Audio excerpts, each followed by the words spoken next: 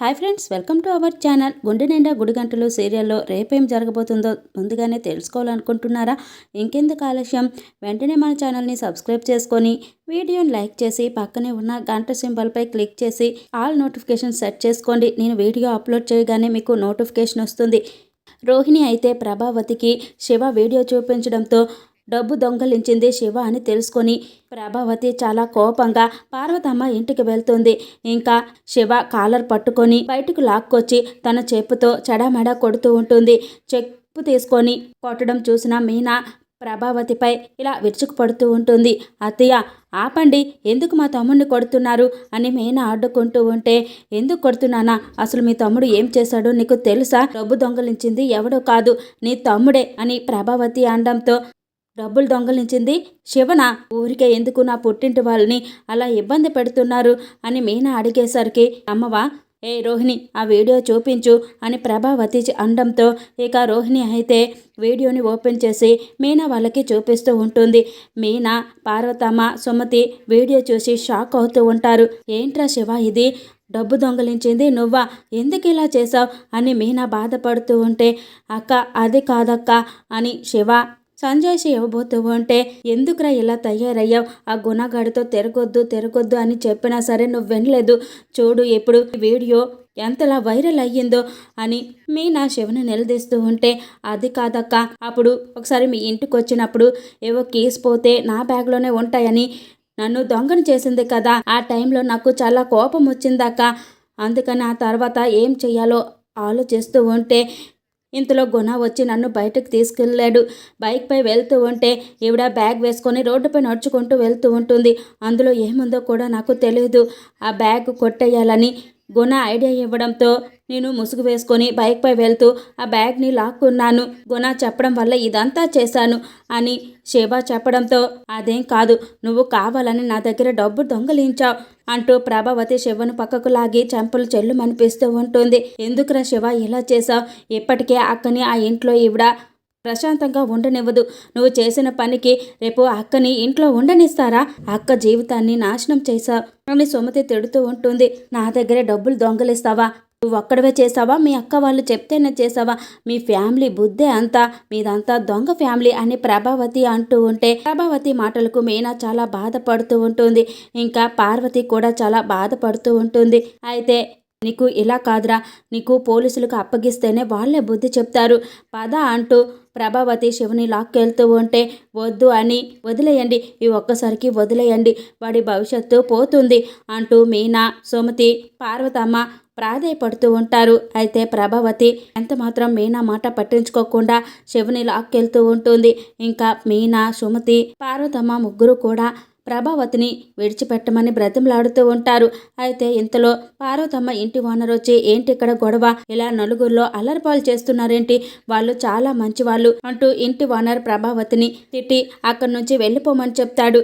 ఇక ప్రభావతి చేసేదేం లేక, పదరోహిణి ఇప్పటికైతే వెళ్ళిపోదాం, వీడి సంగతి నేను తర్వాత చూస్తాను అంటూ ప్రభావతి రోహిణిని తీసుకొని వెళ్ళిపోతుంది. ఇంకా ప్రభావతి చాలా కోపంగా ఇంటికి వచ్చేస్తుంది. ఇంతలో బాలు కూడా ఇంటికి వస్తాడు.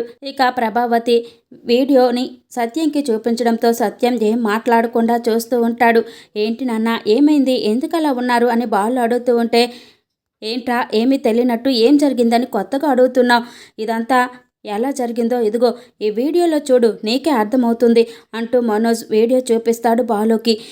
ఇంకా శివ వీడియో చూసి ఒక్కసారిగా బాలు షాక్ అవుతూ, అనుకున్నాను ఇది ఎవరో కావాలని చేశారని, నా ఫోన్ దొంగలించి వీడియో అప్లోడ్ చేసేశారు, వాళ్ళెవరో తర్వాత కనిపెడతాను అని మనసులో అనుకుంటూ ఉంటాడు బాలు. ఈ దొంగతనం గురించి నాకు ముందే తెలుసు. సీసీటీవీ ఫుటేజ్లో వీడియో చూడగానే నాకు శివ మీద చాలా కోపం వచ్చింది.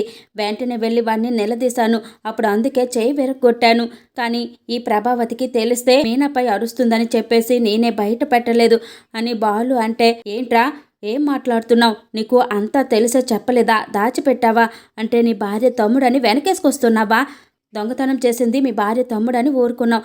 అదే గనుక మేమెవరైనా చేస్తే రచ్చ చేస్తావు. మొన్న నగలు దొంగతనం చేశానని ఎంత రచ్చ చేస్తావు.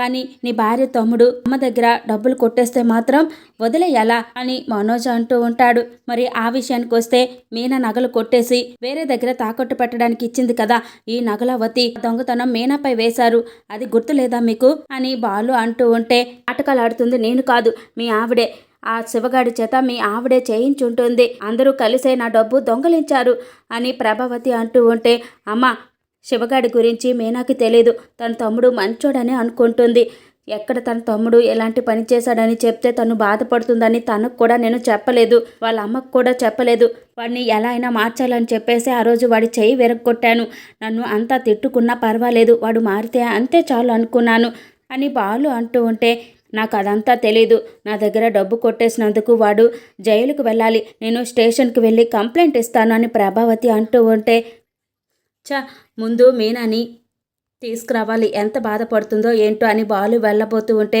ఎక్కడికి వెళ్తున్నావు, అది ఇంటికి రావడానికి వీల్లేదని చెప్పేసే వచ్చాను, నువ్వు కూడా అక్కడికి వెళ్ళొద్దు, దాన్ని తీసుకురావద్దు, తీసుకొస్తే నువ్వు కూడా అక్కడే ఉండిపోతావు అని ప్రభావతి అంటూ ఉంటే, ఏంటి ఎందుకు రాకూడదు, తనేం చేసింది, ఇందులో తన తప్పేముంది అని బాలు అడుగుతూ ఉంటే, దొంగతనం చేసింది దాని తమ్ముడే అని ప్రభావతి అంటుంది. మీనా తమ్ముడు తప్పు చేస్తే మీనాకెందుకు పనిష్మెంట్, నేను నా భార్యను నాతో పాటు తీసుకొస్తాను, తను నాతో పాటే ఉంటుంది అని బాలు అంటాడు.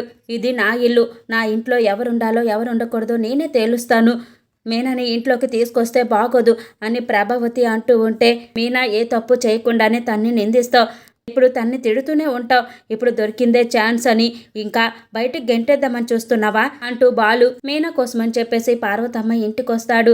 ఇంకా బాలు రావడంతో మీనా ఏవండి అంటూ బాలుని ఒక్కసారిగా హక్ చేసుకుంటూ ఏడుస్తూ ఉంటుంది. మీనా ఏడవద్దు మీనా, బాధపడకు అని బాలు అంటూ ఉంటే, అది కాదండి శివ వీడియో అని మీనా ఏడుస్తూ ఉంటే, నాకు అంతా తెలుసు మీనా, నువ్వు బాధపడద్దు, జరిగింది మొత్తం తెలిసింది, నువ్వేం బాధపడదు, అంతా నేను చూసుకుంటాను, ఇంతకీ శివ ఏడి అని బాలు అడుగుతూ ఉంటే, ఇంకా ఇంతలో పోలీసులు శివను తీసుకెళ్ళడానికి ఇంటికి వస్తారు. మీనా, పార్వతమ్మ, సుమతి, బాలు ముగ్గురు కూడా కంగారు పడుతూ ఉంటారు. ఏంటి సార్ ఎలా వచ్చారు అని బాలు అడుగుతూ ఉంటే, ఏం లేదు, సోషల్ మీడియాలో ఒక వీడియో వైరల్ అయ్యింది కదా, ఆ వీడియోలో ఉన్నది మీ అబ్బాయేనంట కదా, అరెస్ట్ చేయడానికి వచ్చామని పోలీసులు చెప్తూ ఉంటారు. అదేంటి సార్ అలా ఎలా అంటున్నారు, వీడియోలో ఉన్నది నిజమని మీరెలా నమ్ముతున్నారు, అది ఎవరైనా కావాలని క్రియేట్ చేసింది అయ్యుండొచ్చు కదా, వీడియోని ఆధారంగా చేసుకొని అరెస్ట్ చేయడానికి ఎలా వచ్చేస్తారు, బ్యాగ్ పోయిందని ఎవరైనా మీకు కంప్లైంట్ ఇచ్చారా అని బాలు అడుగుతూ ఉంటే, మాకు ఎవరు కంప్లైంట్ ఇవ్వలేదు, కానీ వీడియోలో మాత్రం ఉన్నది అని పోలీసులు అంటూ ఉంటే, వీడియోని ఎలా నమ్ముతారండి, ఇప్పుడు జనాలు ఏఐ ద్వారా ఫేక్ వీడియోస్ ఎన్నో సృష్టిస్తున్నారు, ఇది కూడా అలానే అయ్యుంటుంది కదా అని బాలు అంటూ ఉంటే, మా ఎస్ఐ గారు చెప్పారు, వెంటనే అబ్బాయిని అరెస్ట్ చేసి తీసుకురమ్మని చెప్పారు, ఎక్కడ ఆ అబ్బాయి అని పోలీసులు అడుగుతూ ఉంటారు. చూడండి వీడియోలో ఉంది మా అమ్మే, అని మీకు కంప్లైంట్ ఇచ్చిందా, లేదు కదా, ఆ వీడియో నిజం కాదు అని బాలు అంటూ ఉంటే, ఏంటి ఆవిడ మీ అమ్మ, మరి మీరెందుకు ఎక్కడున్నారు అని పోలీసులు అడుగుతూ ఉంటే, ఆ వీడియోలో ఉన్న అబ్బాయి నా భార్య తమ్ముడు, ఇదిగోండి తిను నా భార్య అని బాలు చెప్తూ ఉంటాడు. అవును సార్, తను నా తమ్ముడే, తను ఎలాంటి తప్పు చేయలేదు, ఆ వీడియో నిజం కాదు, వదిలేయండి అని మీనా బ్రతిమలాడుతూ ఉంటుంది. అయితే పార్వతమ్మ, వాడు నా కొడుకు, ఏ తప్పు చేయలేదు అని చెప్తూ ఉంటుంది. సరే ఒకసారి మీ అబ్బాయిని పిలవండి అని పోలీసులు అనడంతో, వాడు ఇంట్లో లేడు, వీడియో వైరల్ అవడంతో భయపడి ఎక్కడికో వెళ్ళాడు, వాడు రాగానే నేను స్టేషన్కి తీసుకొచ్చి జరిగిందంతా ఏంటో చెప్తాను, మా అమ్మను కూడా తీసుకొస్తాను, ఇప్పుడైతే మీరు వెళ్ళండి సార్ అంటూ బాలు పోలీసులకి నచ్చజెప్పి అక్కడి నుంచి పంపించేస్తాడు. ఇప్పుడు నువ్వు వచ్చుండకపోతే మా పరిస్థితి ఏమయ్యేదో ఏంటో, శివ లేనందుకు మమ్మల్ని అరెస్ట్ చేసి తీసుకెళ్లేవాళ్ళు, నువ్వు వచ్చావు కాబట్టి మాట్లాడి వాళ్ళని పంపించేశావు అంటూ పార్వతమ్మ కన్నీళ్లు పెట్టుకుంటూ ఉంటే, అదంతా సరే కానీ ఇంతకీ శివ ఎక్కడున్నాడు, వీడియో వైరల్ అయ్యాక తను బయటకు వెళ్లే ఛాన్సే లేదు అంటూ శివ కోసం వెతుకుతూ పైకి వెళ్తాడు. ఇంకా శివ దాక్కునుండటంతో, ఎక్కడ దాక్కున్నావేంట్రా, రా అంటూ బాలు శివ చేయి పట్టుకొని తీసుకెళ్లబోతూ ఉంటే, శివ బాలు చేయి వదిలించుకొని మేడెక్కి దూకడానికి ప్రయత్నిస్తూ ఉంటాడు. శివ, రే శివ ఏమైందిరా, ఎందుకు ఇలాంటి పని చేస్తున్నావు, నువ్వేం బాధపడకు, నిన్ను అరెస్ట్ చేయకుండా నేను చూసుకుంటాను, అలాంటి పిచ్చి పనులేం చెయ్యొద్దు అని బాలు అంటూ ఉంటే, లేదు మీరెవరూ ముందుకు రావద్దు, ముందుకొచ్చారంటే నేను దూకేస్తాను అంటూ శివ భయపెడుతూ ఉంటాడు. ఇంకా బాలు తెలివిగా అటు ఇటు చూస్తూ శివని ఒప్పించే ప్రయత్నం చేస్తూ ఉంటాడు. ఇక్కడ నుంచి దూకితే ప్రాణాలు పోతాయా, ప్రాణాలైతే పోవు, ఏ కాలో చెయ్యో విరుగుతుంది, మంచాన పడుంటావు, జీవితాంతం అలా మంచం మీద జీవోత్సవంలో పడుంటావు, అది నీకు అవసరమా అంటూ మాటల్లో పెడుతూ శివుని కిందకు దించేస్తాడు. ఇంకా శివ ఏడుస్తూ ఉంటే మీనా, పార్వతమ్మ, సుమతి ముగ్గురు కూడా హక్ చేసుకుంటూ ఏడుస్తూ ఉంటారు. నువ్వేం భయపడకు శివ, నేను చూసుకుంటాను, మీనా పద అంటూ బాలు మీనా శివని తీసుకొని రాజేష్ ఇంటికి వస్తారు. రే ఏంట్రా ఇలా వచ్చా అని రాజేష్ అంటూ ఉంటే, రే నేను అనుకున్నట్టుగానే అయ్యింది, వీడియో వైరల్ అయిపోయిందిరా, కావాలని ఎవరో ఆ వీడియోని సోషల్ మీడియాలో అప్లోడ్ చేశారు, నాకు తెలిసి ఆ గుణగడే అయ్యుంటాడు, శివని పోలీసులు తీసుకెళ్ళడానికి వచ్చారా, వాడు వాళ్ళ ఇంట్లో ఉండడం సేఫ్ కాదు, బయట తిరగడం కూడా సేఫ్ కాదు, ఎక్కడైతే సేఫ్గా ఉంటాడని నేను నమ్మి నీ దగ్గరికి తీసుకొచ్చాను, వాడిని జాగ్రత్తగా ఎక్కడే ఉండనివ్వండి అని బాలు అంటూ ఉంటే, చచ్చా అంతలా నువ్వు అడగాల, శివ ఎవరు, మీనా తమ్ముడు, మీనాకు తమ్ముడు అంటే నాకు కూడా తమ్ముడు లాంటివాడు కాదు, నా తమ్ముడే, ఎక్కడే వీడు ఉంటాడు, నేను జాగ్రత్తగా చూసుకుంటాను, బయటికి వెళ్ళనివ్వను, మీరేం కంగారు పడకండి, వెళ్ళండి అని రాజేష్ చెప్పడంతో ఇంకా మీనా బాలు అక్కడి నుంచి వచ్చేస్తారు. బాలు మీనాని తీసుకొని ఇంటికి వస్తాడు. ఇంకా ప్రభావతి మీనా ఇంట్లో అడుగు పెట్టబోతూ ఉంటే, అక్కడే ఆగు, నువ్వు గడప గాని తొక్కావంటే మర్యాదగా ఉండదు, నిన్ను రావద్దని అక్కడే చెప్పాను కదా, మళ్ళీ ఎందుకు వచ్చావే అని ప్రభావతి అరుస్తూ ఉంటే, అది చెప్పడానికి నువ్వెవరు, ఈ ఇల్లు మా నాన్నది, నేను మా నాన్నతో మాట్లాడుకుంటాను, ఓ పక్కకు తప్పుకో అంటూ మీనా చేయి పట్టుకొని లోపలికి తీసుకొస్తాడు బాలు. వద్దండి అని మీనా కంగారు పడుతూ ఉంటే, నువ్వు ఆగు, నీకేం తెలియదు అంటూ బాలు మీనా చేయి పట్టుకొని సత్యం దగ్గరకు వస్తాడు. నాన్న తప్పు చేసింది శివ, మీనా ఏం తప్పు చేసింది, తన్నెందుకు బయటకు గెంటేయాలి, నువ్వైనా చెప్పు నాన్న అమ్మకి అని బాలు అంటూ ఉంటే, నువ్వు వాడిని సపోర్ట్ చేసి మాట్లాడుతున్నావా అని సత్యం అంటూ ఉంటాడు.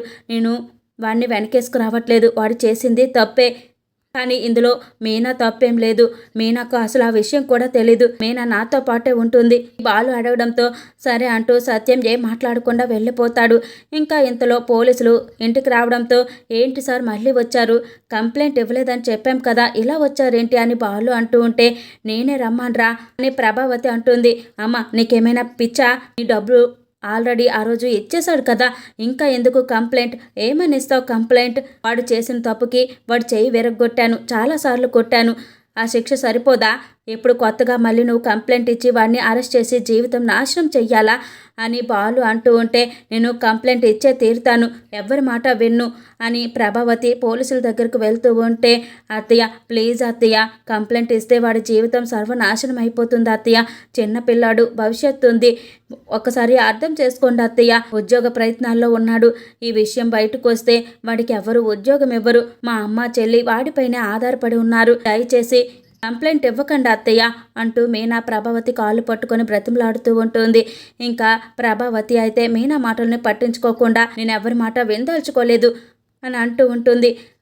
మీరైనా చెప్పండి, అత్తయ్య కంప్లైంట్ ఇస్తే వాడిని పోలీసులు అరెస్ట్ చేస్తారు, వాడి మీదే మా అమ్మ చెల్లి ఆధారపడి బ్రతుకుతున్నారు, వాడిని పోలీసులు అరెస్ట్ చేస్తే మా అమ్మ తట్టుకోలేదు, చెల్లికి పెళ్ళి కూడా జరగదు, ఒకసారి ఆలోచించండి మావయ్య అని మీనా అడుగుతూ ఉంటే, ఏంటే సింపతి చూపిస్తున్నావా, నాన్ని అడ్డం పెట్టుకొని ఈయన్ని బ్లాక్మెయిల్ చేస్తున్నావా, నువ్వెన్ని చెప్పినా ఆయన మనసు మాత్రం కరగదు అంటూ ప్రభావతి పోలీసులకి కంప్లైంట్ ఇస్తుంది.